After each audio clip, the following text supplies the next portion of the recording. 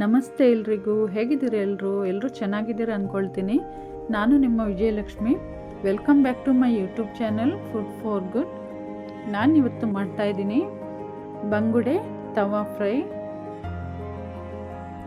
Wow, ಈ ತವಾ fry ನೋಡ್ತಾ ಇದ್ರೇ ಬಾಯಲ್ಲಿ ನೀರು ಬರ್ತಾ ಇದೆ. ನೋಡಿ ಎಷ್ಟು ಚೆನ್ನಾಗಿ ಬರುತ್ತೆ ಅಂತ.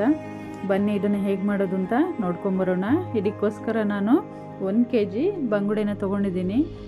ಬಂಗುಡೆ ತೊಗೊಂಡು ಚೆನ್ನಾಗಿ ಕ್ಲೀನ್ ಮಾಡಿ ವಾಶ್ ಮಾಡಿ ಈ ಥರ ಮೇಲೆ 2ರಿಂದ 3 ಗೆರೆ ಎಳೆದು ಇಟ್ಕೊಂಡಿದ್ದೀನಿ. ನೋಡಿ, ಮೀನಿಗೆ ಚೆನ್ನಾಗಿ ಉಪ್ಪು ಖಾರ ಹಿಡಿಯುತ್ತೆ ಈ ಥರ ಗೆರೆ ಎಳೆದು ಇಟ್ಕೊಂಡ್ರೆ, ಅದಕ್ಕೋಸ್ಕರ ಗೆರೆ ಹಾಕಿಟ್ಕೊಂಡಿದ್ದೀನಿ.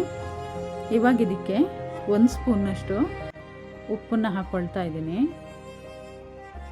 ಹಾಗೆ ಅರ್ಧ ಸ್ಪೂನಷ್ಟು ಅರಿಶಿನದ ಪುಡಿ, 1 ಸ್ಪೂನಷ್ಟು ಅಚ್ಕಾರದ ಪುಡಿನೂ ಹಾಕ್ಕೊಳ್ತಾ ಇದ್ದೀನಿ.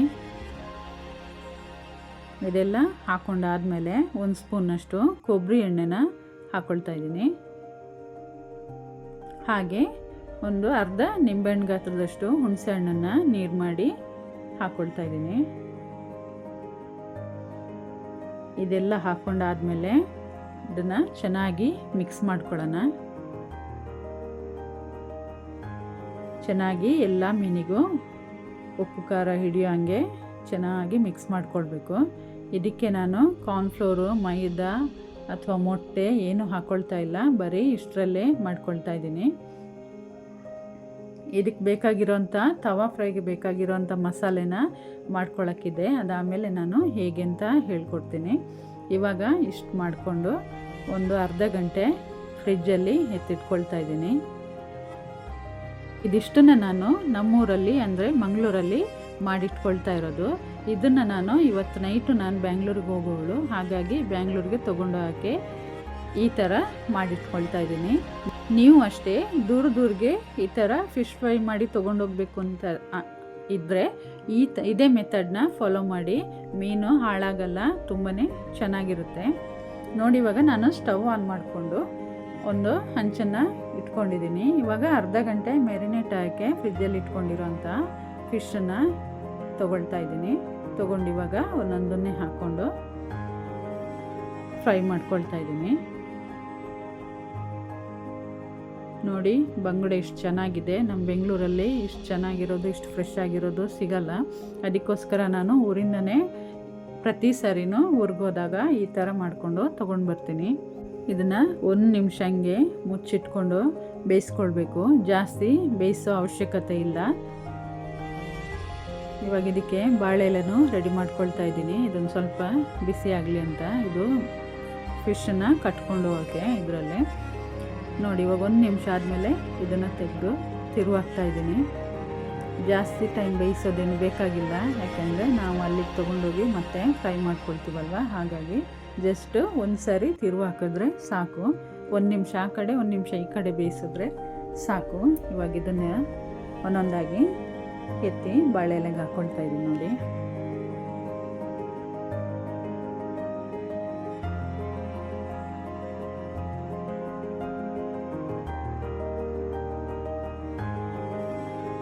ಇವಾಗ ಅದೇ ತವಕ್ಕೆ ಉಳಿದಿರೋ ಎಲ್ಲ ಮೀನುಗಳನ್ನು ಹಾಕ್ಕೊಂಡು ಅದೇ ಮೆಥಡಲ್ಲಿ ಫ್ರೈ ಮಾಡ್ಕೊಳ್ತಾ ಇದ್ದೀನಿ.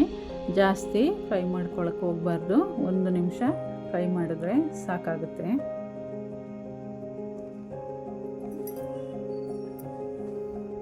ಉಳಿದಿರೋ ಎಲ್ಲ ಮಸಾಲೆನೂ ಅದಕ್ಕೆ ಹಾಕ್ಕೊಳ್ತಾ ಇದ್ದೀನಿ. ತುಂಬಾ ಟೇಸ್ಟಿಯಾಗಿ ತುಂಬಾ ಚೆನ್ನಾಗಿರುತ್ತೆ, ಏನು ಹಾಳಾಗಲ್ಲ. ಎಷ್ಟು ದೂರ ಬೇಕಾದರೂ ನೀವು ಈ ಥರ ಮಾಡಿಕೊಂಡು ತೊಗೊಂಡು ಹೋಗ್ಬೋದು. ನಾನು ಈ ಥರ ಎಲ್ಲ ಮೀನುಗಳನ್ನು ಫ್ರೈ ಮಾಡಿಕೊಂಡು ತಣ್ಣಗೆ ಮಾಡಿ ಪ್ಯಾಕ್ ಮಾಡಿಕೊಂಡು ಬೆಂಗಳೂರಿಗೆ ತೊಗೊಂಡು ಬಂದು ಅದನ್ನು ಫ್ರೀಝರಲ್ಲಿ ಇಟ್ಬಿಟ್ಟಿದ್ದೀನಿ. ಫ್ರೈಗೆ ಬೇಕಾಗಿರೋಂಥ ಮಸಾಲೆಗೋಸ್ಕರ ನೋಡಿ, ಒಂದು ಪಾತ್ರೆಯಲ್ಲಿ ಸ್ಟವ್ ಆನ್ ಮಾಡಿಕೊಂಡು ನೀರಿಟ್ಕೊಂಡೆ. 1 ಗ್ಲಾಸ್ನಷ್ಟು ನೀರು ಹಾಕ್ಕೊಂಡು ಅದು ಬಿಸಿ ಆದಮೇಲೆ ಸ್ಟವ್ ಆಫ್ ಮಾಡಿ ಒಂದು 15 ಬ್ಯಾಡಗಿ ಮೆಣಸಿನ್ಕಾಯಿನ ಹಾಕ್ಕೊಳ್ತಾ ಇದ್ದೀನಿ. ನೋಡಿ, ಈ ಥರ ಉಗುರು ಬೆಚ್ಚಗಿನ ನೀರಿಗೆ 15 ಬ್ಯಾಡಗಿ ಮೆಣಸಿನ್ಕಾಯಿ ಹಾಕಿ ಅರ್ಧ ಗಂಟೆ ನೆನೆಸಿಟ್ಟಿದ್ದೀನಿ. ಇವಾಗ ಸ್ಟವ್ ಆನ್ ಮಾಡಿಕೊಂಡು ಒಂದು ಪಾತ್ರೆನ ಇಟ್ಕೊಳ್ತಾ ಇದ್ದೀನಿ. ಅದಕ್ಕೆ 3 ಸ್ಪೂನ್ನಷ್ಟು ಕೊತ್ತಂಬರಿ ಬೀಜನ ಹಾಕ್ಕೊಳ್ತಾ ಇದ್ದೀನಿ. ಹಾಗೆ ಒಂದು 10ರಿಂದ 15 ಮೆಂತ್ಯ ಕಾಳನ್ನ, ಹಾಗೆ ಅರ್ಧ ಸ್ಪೂನಷ್ಟು ಜೀರಿಗೆ ಹಾಕ್ಕೊಂಡು ಸಣ್ಣ ಉರಿಲಿ ಫ್ರೈ ಮಾಡ್ಕೊಳ್ತಾ ಇದ್ದೀನಿ. ಇದು ಒಳ್ಳೆ ಘಮ ಬರೋವರೆಗೂ ಫ್ರೈ ಮಾಡಿಕೊಂಡ್ರೆ ಸಾಕು, ಸೀದಿಸ್ಬಾರ್ದು. ನೋಡಿ ಫ್ರೈ ಆಗಿದೆ ಸಾಕು. ಇವಾಗ ಇದು ತಣ್ಣಗಾದ್ಮೇಲೆ ಒಂದು ಮಿಕ್ಸಿ ಜಾರ್ ತೊಗೊಂಡು ಅದಕ್ಕೆ ಹಾಕ್ಕೊಳ್ತಾ ಇದ್ದೀನಿ. ಹಾಗೆ 1 ಇಂಚಿನಷ್ಟು ಶುಂಠಿ, ಒಂದು 5ರಿಂದ 6 ಬೆಳ್ಳೆ ಬೆಳ್ಳುಳ್ಳಿನ ಹಾಕ್ಕೊಳ್ತಾ ಇದ್ದೀನಿ. ಅರ್ಧ ನಿಂಬೆಹಣ್ಣಿನ ಗಾತ್ರದಷ್ಟು ಹುಣಸೆ ಹಣ್ಣನ್ನು ಹಾಕ್ಕೊಳ್ತಾ ಇದ್ದೀನಿ. ಹಾಗೆ ಆವಾಗಲೇ ನೆನೆಸಿಟ್ಕೊಂಡಿರೋಂಥ ಬ್ಯಾಡಗಿ ಮೆಣಸಿನ್ಕಾಯಿನ ನೀರಿಂದ ತೆಗೆದು ಹಾಕ್ಕೊಳ್ತಾ ಇದ್ದೀನಿ. ನೋಡಿ ನೆನೆದು ಎಷ್ಟು ಚೆನ್ನಾಗಾಗಿದೆ. ಈ ಥರ ನೆನೆಸಿ ಮಾಡ್ಕೊಳ್ಳೋದ್ರಿಂದ ಒಳ್ಳೆ ಕಲರ್ ಬರುತ್ತೆ ಮಸಾಲೆ. ಅದೇ ನೆನೆಸಿಟ್ಕೊಂಡಿರೋಂಥ ನೀರನ್ನು ಸ್ವಲ್ಪ ಹಾಕ್ಕೊಂಡೆ ಒಂದು ಅರ್ಧ ಸ್ಪೂನಷ್ಟು ಉಪ್ಪು ಹಾಕ್ಕೊಳ್ತಾ ಇದ್ದೀನಿ. ಆವಾಗಲೇ ಮೀನಿಗೆ ಉಪ್ಪು ಹಾಕ್ಕೊಂಡಿದ್ದೀವಿ ನಾವು, ಹಾಗಾಗಿ ನೋಡಿಕೊಂಡು ಹಾಕ್ಕೊಳ್ಬೇಕು. ನೋಡಿ ಇದನ್ನು ರುಬ್ಕೊಂಬಂದೆ. ನೋಡಿ ಇಷ್ಟು ನುಣ್ಣಗೆ ರುಬ್ಬಿದ್ದೀನಿ. ಆದಷ್ಟು ನುಣ್ಣಗೆ ರುಬ್ಬಬೇಕು. ಇವಾಗ ಸ್ಟವ್ ಆನ್ ಮಾಡಿಕೊಂಡು ಒಂದು ತವನ ಇಟ್ಕೊಳ್ತಾ ಇದ್ದೀನಿ. ತವ ಬಿಸಿ ಆದಮೇಲೆ ಅದಕ್ಕೆ 2 ಸ್ಪೂನಷ್ಟು ಎಣ್ಣೆ ಹಾಕ್ಕೊಳ್ತಾ ಇದ್ದೀನಿ. ಎಣ್ಣೆ ಎಲ್ಲ ಚೆನ್ನಾಗಿ ಬಿಸಿ ಆಗಲಿ. ಇವಾಗ ನಾವು ರುಬ್ಬಿಟ್ಕೊಂಡಿರೋಂತಹ ಮಸಾಲೆನ ಹಾಕ್ಕೊಳ್ತಾ ಇದ್ದೀನಿ. ನೋಡಿ ಒಂದೇ ಸರಿ ಎಲ್ಲದನ್ನು ಹಾಕ್ಕೊಂಡು ಫ್ರೈ ಮಾಡ್ಕೊಳ್ಳೋ ಅವಶ್ಯಕತೆ ಇಲ್ಲ. ನಾವು ಮಸಾಲೆ ರುಬ್ಬಿಟ್ಕೊಂಡು ಅದನ್ನು ಫ್ರಿಜ್ಜಲ್ಲಿ ಇಟ್ಕೊಳ್ಬೋದು. ನಾವು ಊಟ ಮಾಡಬೇಕಾದ್ರೆ ನಮಗೆ ಎಷ್ಟು ಫಿಶ್ ಬೇಕೋ ಅಷ್ಟನ್ನು ಮಾತ್ರ ಫ್ರೈ ಮಾಡ್ಕೊಳ್ಬೋದು. ಹಾಗೆ ಫಿಶನ್ನು ಫ್ರೀಝರಲ್ಲಿ ಇಟ್ಕೊಳ್ಬೋದು. ಇವಾಗ ಮಸಾಲೆನ ಎಣ್ಣೆಗೆ ಹಾಕ್ಕೊಂಡು ಅದಕ್ಕೆ ಸ್ವಲ್ಪ ಕರಿಬೇವನ್ನು ಹಾಕ್ಕೊಂಡು ನಾವು ಊರಿಂದ ತಂದಿರೋಂತಹ ಈ ಬಂಗಡೆ ಫ್ರೈನು ಹಾಕ್ಕೊಳ್ತಾ ಇದ್ದೀನಿ. ನಾನಿವಾಗ ನನಗೆ 2 ಮಾತ್ರ ಬೇಕು, ಅದಕ್ಕೋಸ್ಕರ 2 ಮಾತ್ರ ಈ ಥರ ಮಸಾಲ ಫ್ರೈ ಮಾಡ್ಕೊಳ್ತಾ ಇದ್ದೀನಿ. ಉಳಿದಿರೋದನ್ನು ಹಂಗೆ ಫ್ರೀಝರಲ್ಲಿ ಇಟ್ಕೊಳ್ತಾ ಇದ್ದೀನಿ. ನೋಡಿ ಬಂಗುಡೆ ತವಾ ಫ್ರೈ ರೆಡಿ ಆಗ್ತಾ ಇದೆ. ಮೀಡಿಯಮ್ ಉರಿಲಿ ಇಟ್ಕೊಂಡು ಈ ಥರ ಒಂದು ಆ ಕಡೆ 2 ನಿಮಿಷ ಈ ಕಡೆ 2 ನಿಮಿಷ ತಿರುವಾಕಿ ಫ್ರೈ ಮಾಡಿದ್ರೆ ಸಾಕು.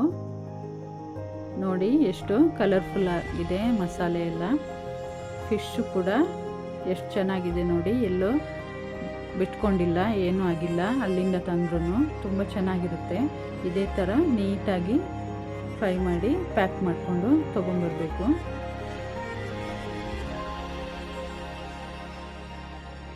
ಈ ಥರ 2 ಸೈಡು ತಿರುವಾಕಿ ಸಣ್ಣ ಉರಿಲಿ ಫ್ರೈ ಮಾಡ್ಕೊಳ್ಳೋಣ.